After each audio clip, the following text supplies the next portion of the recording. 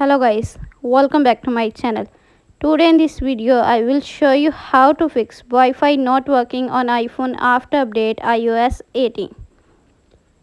First of all, subscribe to my YouTube channel and press the bell icon to get new tech videos. Now let's start the video. Solution number 1. Disconnected and reconnected Wi-Fi network. Open the setting app on your iPhone. On the setting page, tap on Wi-Fi. On the Wi-Fi page, tap on I icon. On the icon page, tap on Forget this network. Again tap it. Turn off Wi-Fi. Then wait for few seconds and turn on back. Connect your Wi-Fi. Tap on Join it.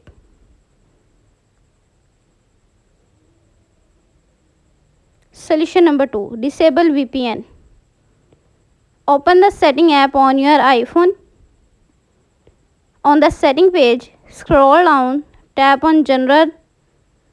On the General page, scroll down, tap VPN and Device Management. Tap on VPN. Turn off VPN if it's on. Solution number 3. Reset network setting. Open the setting app on your iPhone. On the setting page, scroll down, tap on General. On the General page, scroll down, tap Transfer Reset iPhone. Tap Reset network setting. Enter your phone passcode. Again reset network setting in the pop-up window to confirm this process.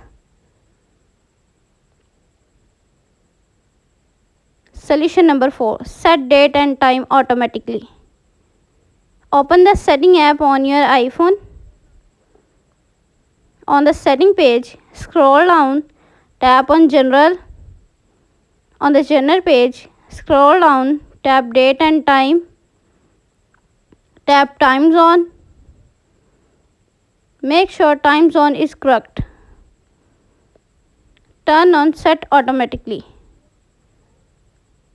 Thanks for watching this video.